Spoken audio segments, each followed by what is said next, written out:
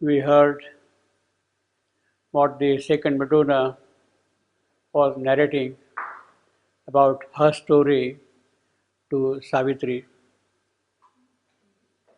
All the three Madonnas, they assert that, "O Savitri, I am thy secret soul. I am thy secret soul. I am thy secret soul." So they really belong to the part of our soul. Perhaps there are many more powers than what we see here in these three Madonnas, but they stand out most prominently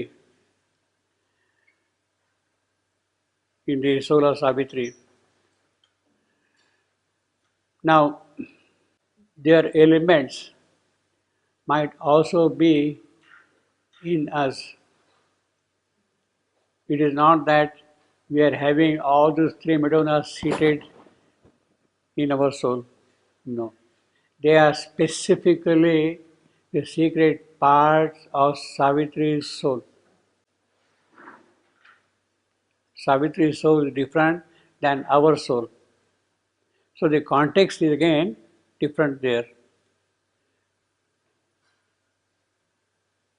Which also means that when the divine Shakti incarnates herself here, she also comes with those occult personalities, occult powers for her work to be done in a certain manner in His creation. So it is not that when we are going to meet our secret soul, which I think should happen one day or the other, sooner the better, it is not that we are going to meet these powers. We might meet their individual forms corresponding to our soul. To our soul. The most general way of saying, of universalizing these three powers of the soul could mean what we have in the Indian psychology, in the Indian description, the three gunas, three qualities, sattva, rajasa, and tamasa. These are the three qualities. The quality of inertia, of sloth, of holding things back, of not being able to make any move forward, progress. Rajas is violent, active, pushing things around. Sattvic is more serene, quiet, peaceful, knowledge like that. So these are to some extent the qualities which our souls possess. Correspondingly, there will of course the goddesses also of these powers within us. But when Savitri is meeting these souls, she is in fact embracing all the occult forces which are operating and taking them back to her soul where they find their true meaning, true value, true contents, true powers in their soul. And therefore Savitri says, when I come back, I will do this, I will do this, I will do this, I will give this thing to you, I will give this thing to you, I will give this thing to you. That is what she assures them, you see. Why? Because to a certain extent, when it comes to the action in the outer world, it is through these forces the actions will happen. It is not the soul which is going to directly act. These three Madonnas will act through our outer nature and bring out changes in the outer world. They are also necessary in the context of gathering all the forces in the occult world, because tomorrow Savitri is going to meet death. She is going to face death. She has to encounter death, and all these powers have to be gathered in for that purpose, you see. So what we are now seeing is the second Madonna and the response which comes from below, from the subconscious, from below. What he calls as the dwarf titan. The voice came to the spaces of the mind of the dwarf titan, the deformed, chained god. He is responding to the Madonna who asserted that she is the part of Savitri's secret soul, you see, the second Madonna. You see. And he is changed, he is the ego of this great world of desire, claimed earth and the whole wide heaven for its use. Now, this is basically the Rakshasic ego of man. Rakshasic ego of man who asserts himself. Now, these responses which Savitri's soul is getting from below, the man of sorrows, then this dwarf ego, and we'll see one more later on, they are not just descriptions, they are entities, they are personalities, they are beings in the occult world. They are not just descriptions of forces and things like that. They are figures present in the occult world altogether. In fact, we have a very long description of some of these beings in Record of Yoga.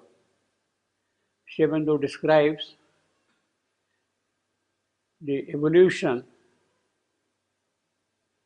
to the ages, to the beginning, not the present biological evolution, but the evolution of consciousness from nothing. In Record of Yoga, you meet all kinds of beings there, and these beings belonged to other cycle of creation, not the present cycle of creation. Present cycle of creation has now moved forward considerably, you see. They belong to other cycles of creation. For instance, now you have got Rama, the avatar Rama. He actually belonged to the previous yuga, not the current cycle of creation. And there you see 10-headed Ravana, 10-headed Rakshasa, you see. Now a person with 10 heads, you chop off one head, again it comes up and sits like that. All these things were actual things in the occult world in the previous cycles. The Rakshasic forces, the vital forces could present themselves in that manner. The way, for instance, Sita was deceived by another Rakshasa taking the form of a deer, they are capable of that. That is their role. And that Rakshasic element from the evolution had to be eliminated. And that was the work of that avatar. So that the mental being can come forward and do his things in a proper manner. You see. Now, therefore, some of these descriptions actually belong to the previous cycles of creation, how they come and present themselves in the process of evolution. And meeting them, countering them, conquering them is a part of the avataric work. Savitri's work is connected with that. She has to meet them and counter them, you see. So these people were there as beings of the vital world. In fact, even the Greek mythology, you have all kinds of monsters and all that. They were beings. They were there actually. They were not creations or imaginations of a poet. They were beings actually. And they had to be met and conquered.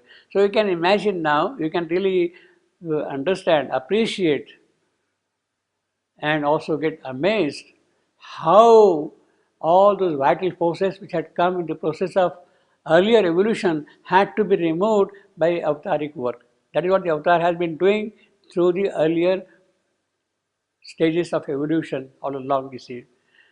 Now we are basically in the mental world, Manomaya, and the cycle is of a different kind here. And therefore he says, the voice rose up and smote some inner sun. This is absolutely tremendous. He can smite the sun, the spiritual power which can conquer things here.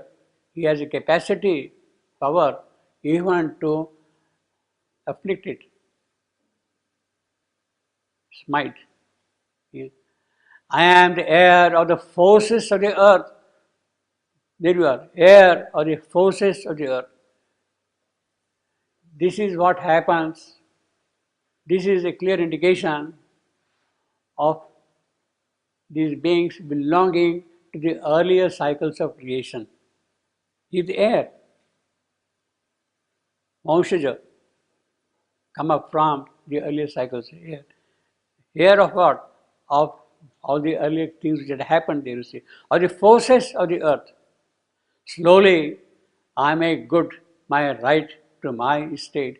In fact, that is what those forces did. They conquered gods, they usurped the thrones of gods, dismissed them, created havoc. That's what Ravana had done in the story. They are not just imagination, they are real things which have happened in the course of earlier evolution, you see. Slowly, I make good my right to my estate. Yes, this is my word. You want to claim it? Sorry, I am not going to give to you. I want to claim it back for myself, for ego, for vital use, for my purposes altogether.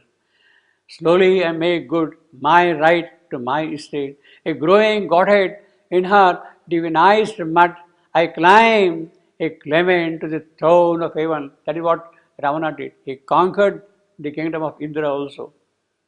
Dismissed them, chained them, we imprisoned them, these gods, you see.